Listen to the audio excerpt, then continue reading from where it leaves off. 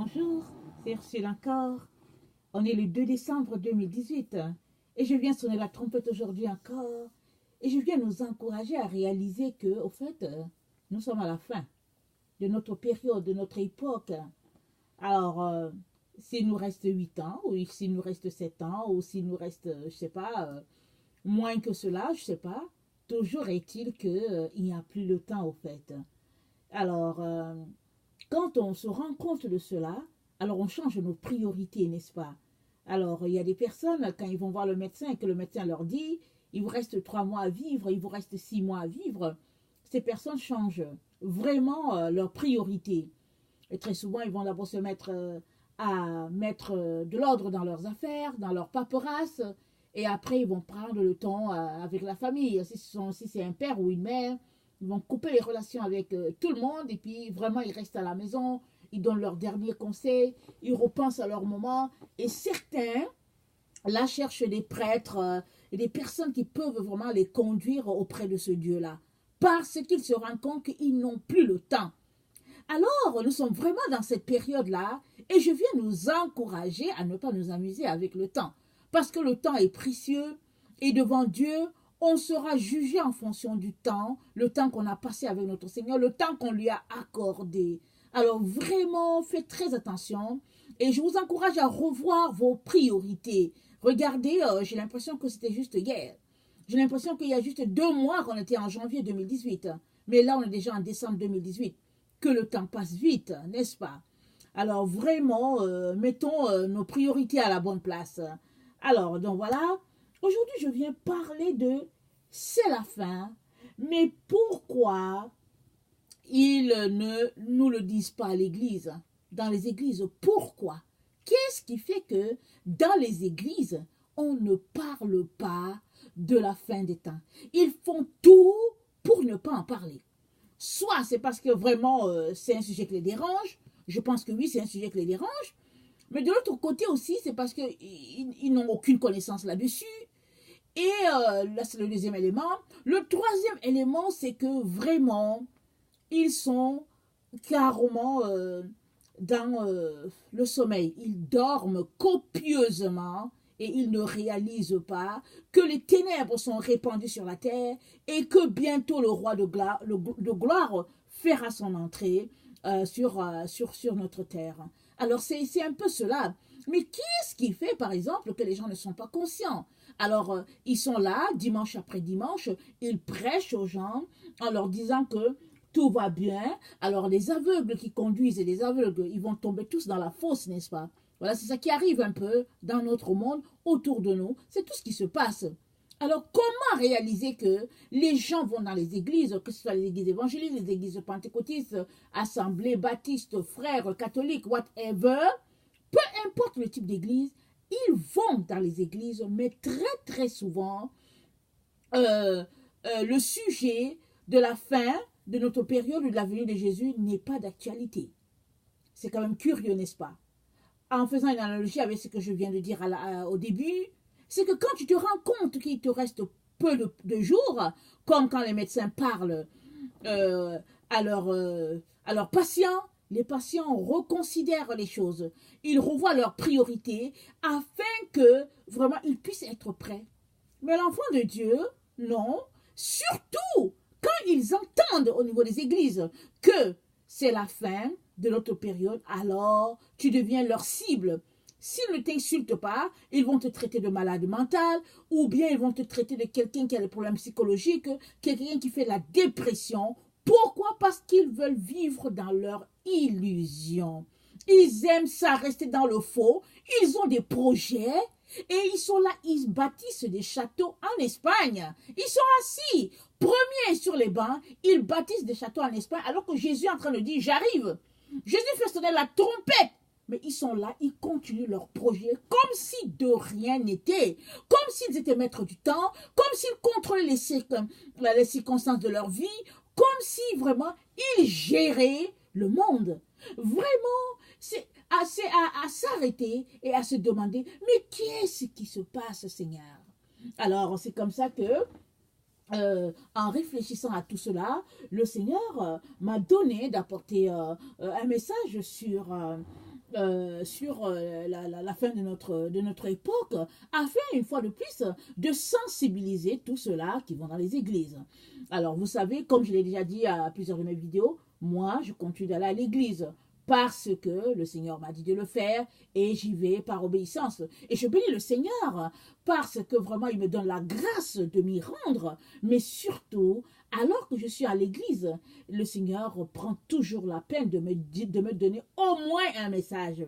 Si ce n'est pas pour moi, c'est pour quelqu'un, c'est pour l'assemblée. Il prend la peine vraiment de me dire quelque chose et ça me réconforte beaucoup et je le bénis pour cela. Mais je pense que je suis là d'abord pour prier, pour prendre note, pour constater tout ce qui se passe et venir devant lui à tous les jours pour lui dire, papa, je suis allé, alors donc voilà, qu'est-ce que tu as à me dire encore aujourd'hui? Parce que c'est très important que chacun soit à l'endroit là où il doit être. Si tu ne dois pas être à l'église, il faut que tu l'aies entendu de Dieu et que tu vas t'asseoir tranquillement chez toi. Mais si tu dois être aussi à l'église, il faut que tu y ailles parce que c'est important d'obéir. Mais moi, je pense que c'est faux de penser que tous ceux-là qui ne côtoient pas, par exemple, l'Église, sont perdus. C'est-à-dire que tous les chrétiens qui ne côtoient pas l'Église sont perdus. Ou bien c'est faux de penser que si quelqu'un a quitté ton assemblée, que cette personne-là est partie ailleurs, que cette personne s'est égarée. Je pense que c'est faux. Parce qu'il n'y a pas une seule assemblée, il n'y a pas une seule dénomination. Et Dieu est partout parce que dans les églises, c'est tellement pollué que souvent, c'est là-bas que ton esprit se corrompt et finalement, tu ne sais plus où te tourner. Alors, il est donc important que chacun soit à l'endroit où Dieu l'appelle. Alors, donc voilà.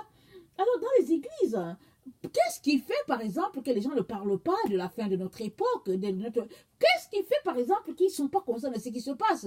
C'est parce qu'ils sont plongés dans la marmite de l'inconscience. C'est terrible. Ils dorment. On dirait qu'on les a pris et puis on les a mis dans une casserole et donc ils ne voient rien. Et ils sont là, ils prêchent la pluie et du beau temps, ils font rire les gens, ils tiennent les gens en haleine, ils les font espérer quelque chose alors que Jésus-Christ est en train de dire à tout le monde, j'arrive.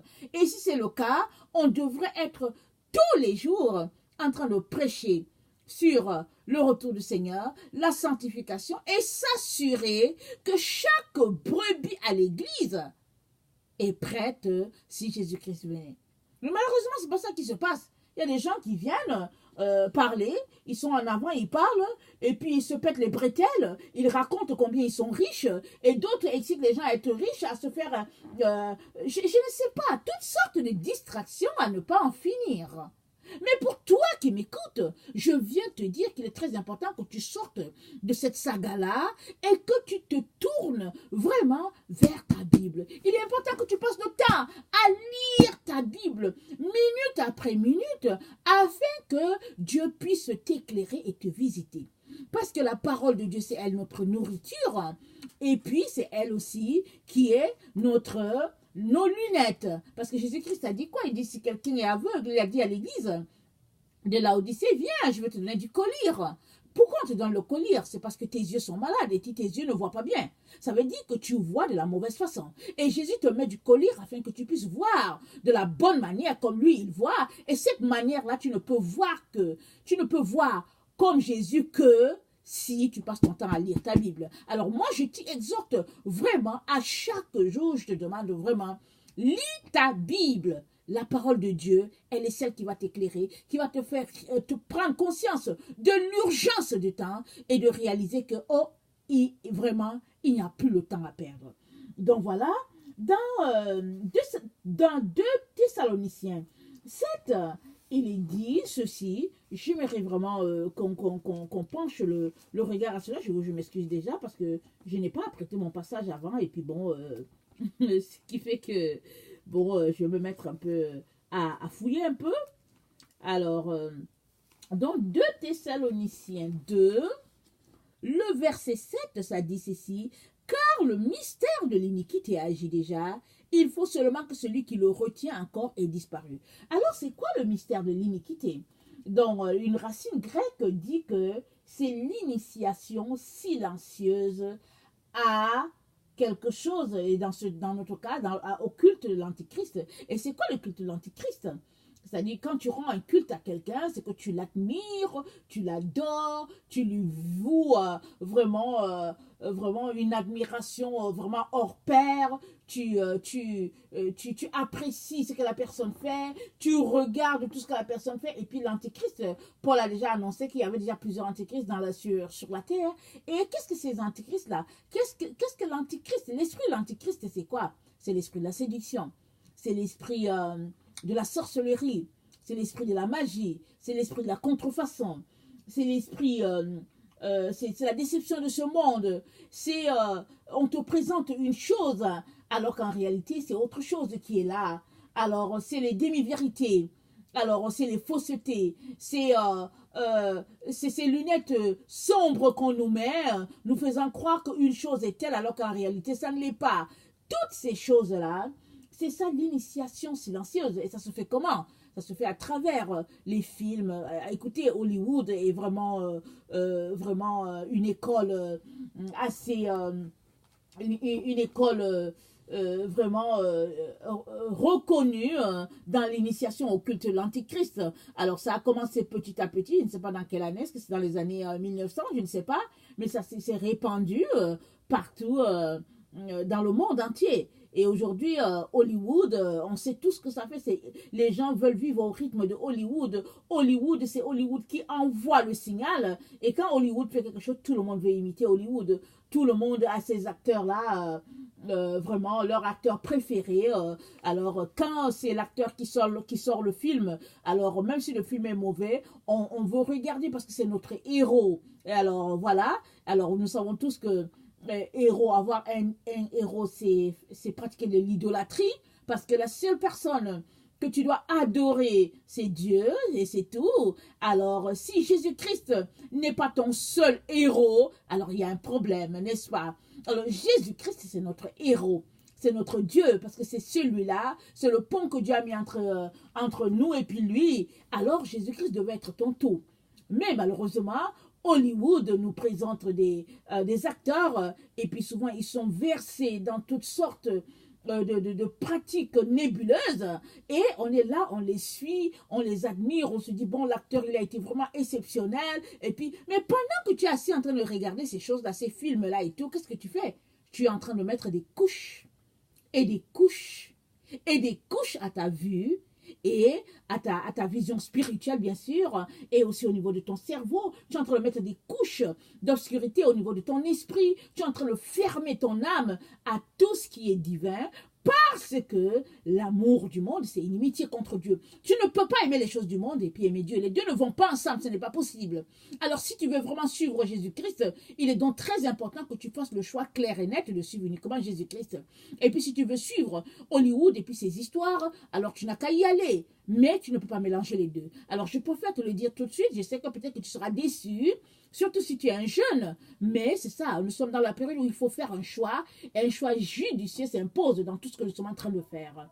Alors, il est donc important que tu t'arrêtes et que tu décides vraiment qu'est-ce que tu veux faire de ton avenir, c'est-à-dire de ta vie avec ton Seigneur Jésus. Ça, c'est très, très important. Alors, et tout est fait donc de manière subtile, de manière à pénétrer notre esprit. Alors, pour le corrompre. Et vous savez, souvent, si ça, vous avez de la peine à comprendre, regardez un peu un enfant. Et les enfants, ils ont tellement l'image, ils ont vraiment l'esprit pur. Un enfant, il est tellement axé sur la vérité. Il est vraiment, en tout cas, versé dans tout ce qui est vrai. Maintenant, si cet enfant-là, tu le prends et tu apprends à lui enseigner les choses qui sont fausses, ou bien tu le prends, tu le mets en avant de ces choses-là, de ces films-là et tout, petit à petit, ce jeune-là, il devient corrompu, et puis ses pensées, il commence à penser d'une façon bizarre. Et c'est comme ça que la corruption, petit à petit, s'installe. Et puis, donc, finalement, on perd toute notre... comment on appelle, notre candeur. Et ce qui fait que vraiment tout devient souillé. Alors, le mystère de l'iniquité aussi, c'est cette grâce-là que nous avons dans notre siècle, pas cette grâce. Le mystère de l'iniquité aussi, c'est ce que nos églises nous portent à faire en disant que la grâce dans laquelle nous sommes, c'est une grâce qui nous pousse, pardon, par la grâce, nous pouvons pécher. C'est un peu ça. C'est ça qui est véhiculé dans nos églises. Que nous le voulions ou pas, c'est ça qui est véhiculé, surtout en Occident. Moi, ça va faire, il a fallu que je quitte chez moi.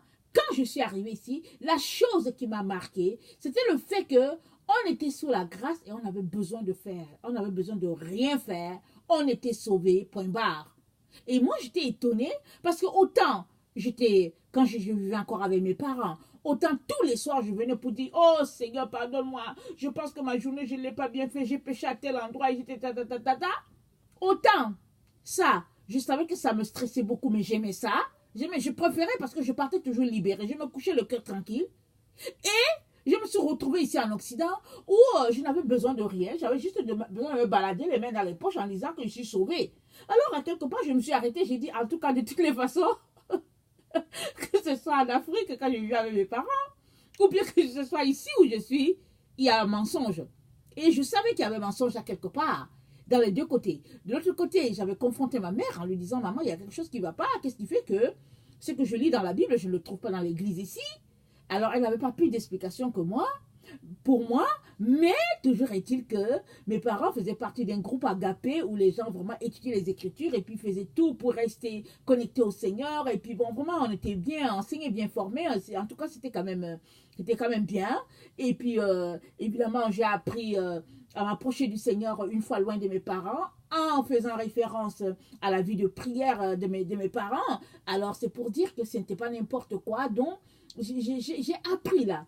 Mais quand je suis arrivée ici, je me suis dit, non, le mensonge, c'était sur le fait que, non, c'est pas vrai que, au fait, on peut se balader, les mains dans les poches, et puis il y a cette grâce-là qui nous a sauvés, et on n'a besoin de rien. Non, je ne pense pas que c'est ça vraiment. Parce que quand on lit la Bible, partout, on entend que des messages, des mises en garde nous disant de faire attention. Et comme Jésus même a dit que celui qui est debout fasse garde, parce qu'il prenne garde, parce qu'il peut tomber. Donc, vraiment, le mystère de l'iniquité qui agit déjà, c'est tous ces, comment on appelle cela, tous ces enseignements-là qui s'infiltrent petit à petit dans le corps de Christ, nous poussant vraiment à une vie de tiédeur. Et puis parce que vraiment on a des enseignements que on est les enfants de notre Père et puis peu importe ce qui arrive, alors Dieu est notre Père. Alors oui, Dieu est notre Père, mais n'oublions pas que ce Père-là est saint et dans sa sainteté, il nous a demandé d'être saints comme lui. Parce que la Bible dit de rechercher la paix et la sainteté sans laquelle nul ne verra Dieu. Alors, si toi tu penses que Dieu est ton Père, raison de plus pour pouvoir être saint comme lui, raison de plus pour tout faire pour ne pas être privé de sa présence un jour. Et ça demande que tu fasses très très attention et que tu ne puisses pas tomber dans le piège du mystère de l'iniquité qui agit déjà. Et puis Paul en a parlé au 1er siècle, s'il vous plaît, et aujourd'hui on est au 21e siècle. Regardez comment cela a fait du chemin. Regardez comment Dieu a été patient envers nous et puis il nous a conduits jusque-là. Et si Paul en parlait déjà au 1er siècle, on peut imaginer comment ce mystère de l'iniquité-là a fait son chemin petit à petit, avec le temps, avec l'époque, dans le cœur des gens, en s'infiltrant dans la société, dans les mœurs. Et c'est rendu où c'est rendu. Et vraiment, un choix s'impose pour quiconque veut vraiment suivre Jésus. Parce que c'est soit Jésus, c'est soit le monde. Tu ne peux pas suivre les deux. D'ailleurs, nul ne peut suivre deux lièvres parce que tu vas perdre les deux. Tu ne peux suivre qu'un lièvre à la fois. Et en suivant un lièvre à la fois, alors tu as plus de concentration et puis tu te dis au moins que tu vas l'attraper. Alors que si tu te mets sur deux chemins, alors c'est très difficile, tu n'y arriveras pas, n'est-ce pas? Alors il est donc important que nous puissions vraiment faire attention à notre façon d'agir, à tout ce qui se passe autour de nous. Et puis l'autre élément, c'est les publicités. Vous savez, les publicités, écoute, que ce soit à la télévision, que ce soit au niveau d'Internet, peu importe ce qui se passe, les télévisions, elles sont là. Je veux dire, pas les télévisions, peu importe ce qui se passe, il y a toujours, comment on appelle ça, les publicités, et ça passe, c'est toujours à connotation de séduction. Alors, quand tu vois la publicité du chocolat, tu te dis, mais voyons, c'est juste du chocolat, et puis comment ils font ça comme ça de manière à attirer le regard? Ça sert à quoi? Ou bien souvent, c'est le lait. On te présente le lait, et puis ils en font toute une histoire autour. Alors moi, je me dis, mais écoutez, pourquoi est-ce qu'on va faire une histoire autour du lait? Parce que le lait, c'est un aliment nutritif. Alors, si tu as besoin de lait, c'est que tu vas aller en acheter. Alors, si quelqu'un achète du lait, c'est que si on doit consommer du lait, c'est parce qu'il y a des enfants dans la maison. Alors, pourquoi en faire tout un tapage autour? Mais c'est parce que on veut inviter tout le monde à boire du lait, que tu aies 4 ans, ou bien que tu aies 70 ans, il faut boire du lait. Mais quel est l'esprit en arrière? Parce que vraiment le lait, en principe, c'est pour les enfants. La Bible en parle. La Bible dit que on prend du lait et que, bon, Paul, ou bien c'est Pierre qui dit que, en tout cas, il est surpris qu'on soit encore au lait, qu'on est rendu à être des adultes. Comment se fait-il qu'on est encore au lait? Alors, je pense que c'est Paul plutôt qui le dit.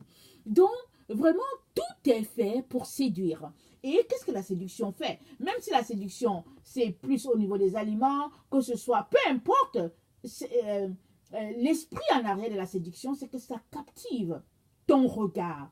Ça fixe ton regard sur quelque chose qui n'est pas Dieu. Et une fois que cette racine-là est plantée dans ton esprit, petit à petit, ça se répand. Parce que c'est comme quand tu lances un caillou dans de l'eau qui est calme. Qu'est-ce que ça fait? Ça fait, je pense, comme des ondes là-dessus. Et tu regardes et tu vois comment ça se répand. C'est un petit truc. Et après, tu vois comment le cercle, il y a plusieurs cercles autour. Et puis ça devient grand, ça devient énorme. Alors c'est ça. Alors la séduction, c'est une racine. C'est une racine qui est plantée. Alors que cette séduction soit quelque chose qui vient de la nourriture, ou bien quelque chose qui vient, par exemple, des jambes d'une femme, exemple, quand tu regardes ça, tu es accroché à la chose, tu es accroché aux jambes de la personne, et petit à petit, cette racine-là qui est plantée, alors ça se répand, et finalement, ça ne sera plus les jambes d'une femme qui vont t'attirer, ça sera par exemple des boucles d'oreilles qui vont t'attirer, et ça ne sera plus des boucles d'oreilles, ça sera une belle voiture rouge qui va t'attirer, et ce ne sera plus la belle voiture, et puis ça sera peut-être une belle maison, et puis ça ne sera plus la belle maison, ça sera le foulard de la voisine, et puis etc. Parce que c'est à ça que la séduction mène. C'est-à-dire que la séduction, c'est un esprit. C'est un esprit. Ce n'est pas parce que tu as été séduit par le popcorn, par exemple, que bon, il n'y a rien là. Non. C'est fait pour corrompre notre esprit. Donc, il nous revient à chacun de tout faire pour ne pas céder à la séduction. Alors, il faut s'arrêter pour se demander, mais est-ce que j'en ai besoin? Est-ce que là où tu es là, est-ce que tu as besoin, par exemple, de boire du lait? Si tu n'as pas besoin, allez, ne t'occupe pas de ça. Mais si tu as besoin, ok, vas-y, prends ton lait, bois.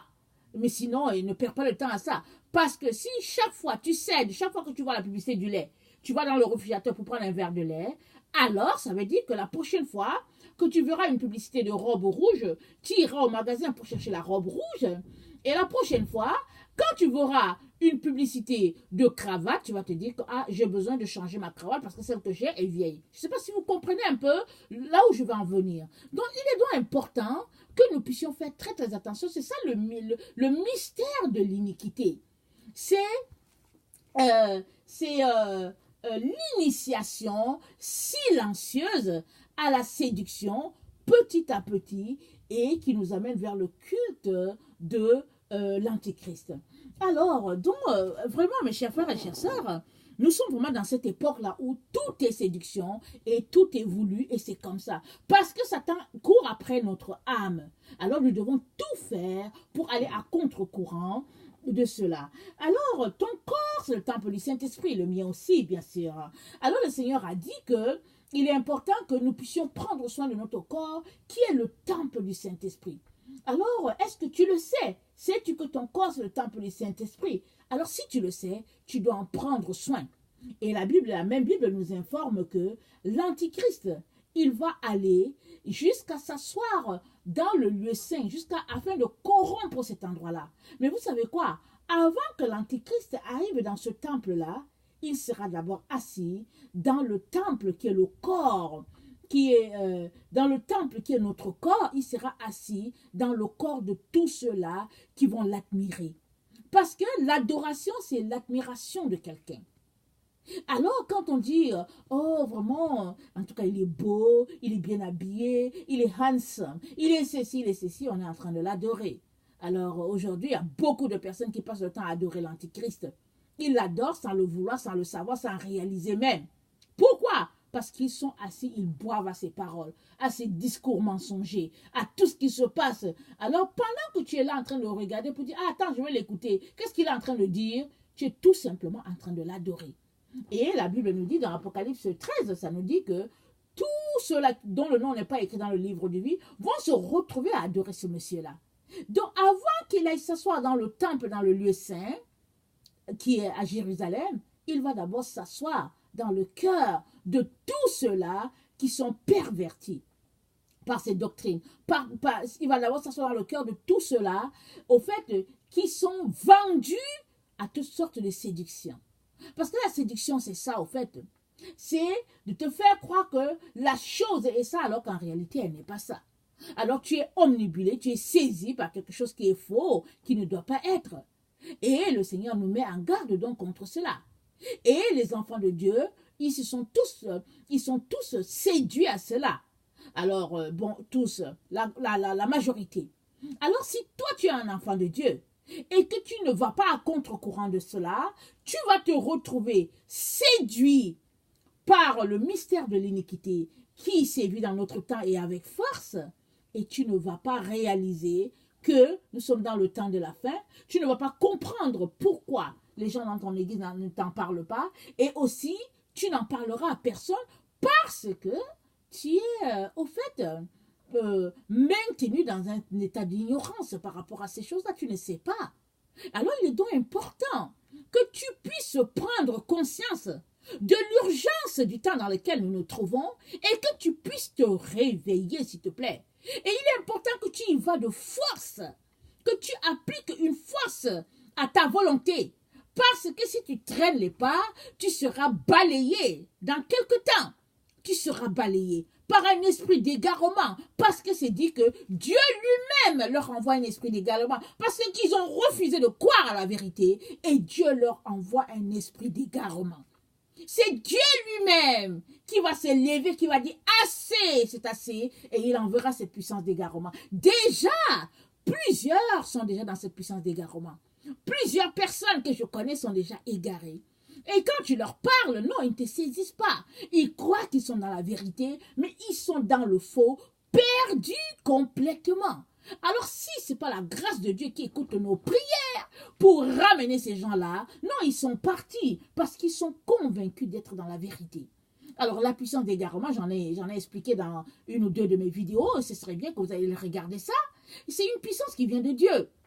Et qui est comme une punition, qui est comme une conséquence de notre désobéissance. Parce qu'il y a un temps pour toute chose. Il y a un temps où Dieu dit assez, c'est assez. Et moi je prie pour que nous ne puissions pas arriver là. Je prie que nous puissions changer tout de suite de direction. Et que notre esprit puisse s'éveiller à tout ce que Dieu est en train de faire en ce moment. Alors, je viens t'encourager à une chose. Ne pense pas que ce que tu reçois à l'église pendant 30 minutes, c'est suffisant pour toi pour te nourrir. Non, ce n'est pas suffisant. Tu as besoin de lire ta Bible à tout moment. Matin, midi, soir, du lundi au dimanche, et tu recommences, et c'est comme ça. Et si tu pratiques cela, tu vas trouver de la joie à cela. Ce sera comme ta nourriture. Et tu ne vas pas trouver ça lourd. Parce que alors que tu regardes les Écritures, tu sais que tu es en train de communier avec ton Seigneur. Alors que tu es en train de regarder les Écritures, tu sais que Jésus-Christ t'aime, il te parle, et puis vraiment c'est un temps extraordinaire. Mais, si tu veux regarder dans la Bible et en même temps regarder dans les choses du monde, exemple la télévision, Internet, etc., tu auras de la difficulté à apprécier pleinement ton temps avec le Seigneur. Et ce sera difficile. Alors je viens t'encourager, mon frère. Je viens t'encourager, ma soeur, à tout faire pour te réveiller. À tout faire. Réveille-toi toi-même avec violence. Fais violence à ton corps. Fais violence à ton corps, s'il te plaît. Regardez, moi j'ai une grande famille, je suis la mère d'une famille et mes enfants vont à l'école et bon, ce n'est pas facile. Ce n'est pas facile, mais j'ai beaucoup de choses à faire et je n'arrive même pas à les faire. Je demande souvent pardon au Seigneur parce que je n'arrive pas. Mais par la grâce de Dieu, parce que dans la journée, j'ai vraiment beaucoup de difficultés à tout finir ce que j'ai à faire, je me réveille dans la nuit. Je fais violence à mon corps, je me réveille dans la nuit. Et c'est un temps extraordinaire parce que tout le monde dort. Je suis juste avec mon Seigneur. J'aime ça tellement que je veux qu'ils passent leur temps à dormir. Parce que c'est un temps juste avec mon Seigneur. Il n'y a pas mouche qui passe et je suis contente, je suis tranquille. Parce que dans la journée, même quand ils sont partis, souvent mon mari est là, il travaille à partir de la maison. Et puis, bon, c'est pas pareil. C'est pas la même chimie qui se passe. Alors souvent c'est le téléphone qui va sonner dans la journée et souvent on est là et puis on pense ah bon il faut aller faire ceci, il faut aller à la poste, etc. Alors que dans la nuit, ben c'est la nuit, tout le monde dort. Alors tu es tranquille, tu sais que tu pries et puis bon il n'y a personne qui va venir te déranger. Donc il est donc important que nous puissions prendre le temps devant ce Dieu-là, que nous puissions vraiment faire violence à notre emploi de temps et choisir par nous-mêmes ce que nous voulons faire et comment nous voulons orienter ce temps-là. C'est très, très important. Il n'y a personne qui va venir te forcer, mais toi-même, tu devras le faire parce que nous sommes très avancés dans ces temps de la fin. Alors, je viens vraiment nous encourager et j'aimerais ça qu'on lise un Timothée. Attends, est-ce que c'est un Timothée? Non, j'aimerais ça qu'on lise Ésaïe 29, 13 à 15. Donc, j'espère que ma vidéo ne va pas se couper. Donc, avec espoir que ça ne va pas se couper. Alors, j'aimerais terminer avec ça. Vraiment, pour parler un peu de ce que Dieu est en train de faire d'extraordinaire. Et puis, voilà. Alors, Ésaïe 29, 13 à 15. On va espérer que j'ai le bon passage. Hein. Ésaïe 29, 13 à 15. Ok. Le Seigneur dit, quand ce peuple s'approche de moi, il m'honore de la bouche et des lèvres, mais son cœur est éloigné de moi, et la crainte qu'il a de moi n'est qu'un précepte de tradition humaine. C'est pourquoi je frapperai encore ce peuple par des prodiges et des miracles, et la sagesse de ces sages périra, et l'intelligence de ces hommes intelligents disparaîtra. Donc voilà ce que le Seigneur dit, il a dit ça à Israël, et puis il nous le dit encore aujourd'hui. Alors, Dieu dit, il s'approche de lui, ce peuple-là s'approche juste avec la bouche. Il l'honore juste comme ça, mais le cœur est loin de Dieu. Alors moi, je viens t'encourager à avoir un cœur qui est vraiment avec le Seigneur. Ce n'est que comme ça que quand tu vas lire ta Bible, tu vas connecter. Mais si tu viens honorer juste Dieu du bout de tes lèvres et que ton cœur n'est pas là, Dieu appelle ça l'hypocrisie et tu ne peux rien tirer de là. Tu es juste en train de perdre ton temps. Moi, je viens t'encourager à ne pas perdre ton temps, à plutôt l'utiliser vraiment judicieusement parce que on est vraiment dans une époque où vraiment, en tout cas, les choses vont, hein, les choses sont déjà en train de se passer. Alors, il est très important que on puisse être ancré dans le Seigneur. Amen. Donc voilà, si toi tu es quelqu'un qui ne connaît pas le Seigneur, je viens t'encourager vraiment à le connaître, à lui donner ta vie, à le chercher. Et tu ne regretteras pas parce que Jésus-Christ c'est le chemin. C'est la vérité, c'est la vie. Il n'y a pas un autre chemin.